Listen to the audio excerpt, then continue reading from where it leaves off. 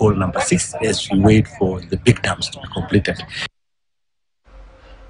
Ripoti ya ukaguzi wa kamati ya bunge imegundua misingi ya ukabila katika kuajiri kwenye mashirika 14 ya serikali, huku jamii ya Kikuyu ikiongoza katika taasisi za serikali zilizokaguliwa.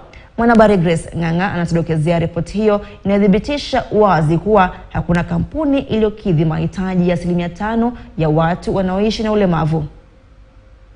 Kamati ya bunge imetoa uamuzi mkali kuhusu kile kinachoonekana kuwa fursa uajiri katika taasisi za umma zinazozingatia zaidi misingi ya ukabila. Ripoti ya kamati ya kitaifa ya uwiano na fursa sawa ya bunge la taifa iliyokuwa ikikagua usawa wa makabila na jinsia katika taasisi za serikali imechora picha ya vita ilivyopotea katika kufanikisha uwiano wa makabila. Kamati hiyo ikiongozwa na mbunge wa Mandera Magharibi Yusuf Edan Haji ilikagua taasisi 14 zikiwemo tume ya utumishi wa walimu na mamlaka ya mawasiliano ya Kenya iliyochambua nafasi za watumishi na watangulizi wao. Hakuna huduma hata moja iliyopatikana iliyofuata ibara 232 ya katiba ambayo imetoa wazi kwamba utumishi wa umma uwe na wawakilishi wa makundi mbalimbali ya Kenya. Suala la ukabila katika taasisi za serikali umelaumiwa kwa wasimamizi wakuu wanaochukua nafasi kuwapa watu kutoka kwa makabila yao. Kulingana na ripoti hiyo, kuna mtungo potofu wa watumishi wa umma na ukosefu mkubwa wa maadili katika ajira. Kulingana na ripoti hiyo, taasisi 7 ikiongozwa na mamlaka ya kupambana na bidhaa gushi, mamlaka ya mawasiliano nchini CAK, shirika la mtandao wa biashara nchini KTNA, taasisi ya utafiti wa matibabu, shirika la uzalishaji nishati KenGen na mamlaka ya barabara kuu nchini KenHa zimetawalwa na jamii ya Gikuyu.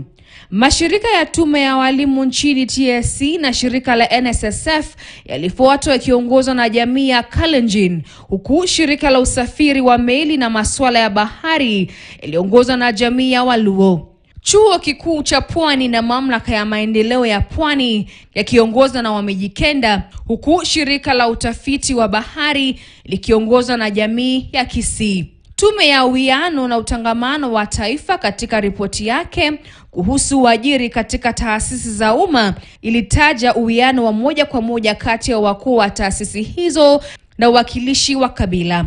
Kuhusu uwakilishi wa vijana, ripoti inaonyesha kuwa taasisi 6 tu ndizo zimetoa fursa sawa kwa vijana kwa ibara ya 55 cha ya katiba. Mamlaka ya kupinga bidhaa gushi ina wakilishi wa juu zaidi kwa 60%, ikifuatiwa na mamlaka ya mawasiliano ya Kenya kwa 47.3%. Hata hivyo, shirika la chini kuwa na wakilishaji wa vijana ni hazina ya uzeeni ya NSSF kwa 7.8%.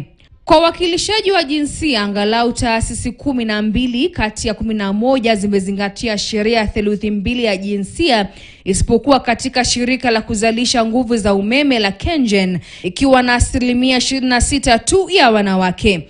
Hata hivyo, ripoti hiyo pia imebainisha kuwa katika ngazi ya uongozi ni 6 tu ndio wamezingatia kanuni za 2/3 ya jinsia.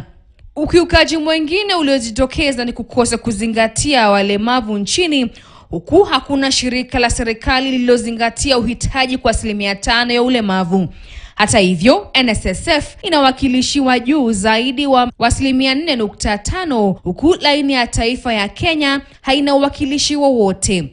Kamati hiyo ya bunge imependekeza sheria ya uwiano na utangamano wa kitaifa ya mwaka wa 2018 kurekebishwa ili kumlazimisha mkuu wa utumishi wa umma kutoa ripoti ya robo kwa bunge. Grace Nganga, KTN News, Nairobi. Baadhi ya vijana mjini Kisumu wamejitokeza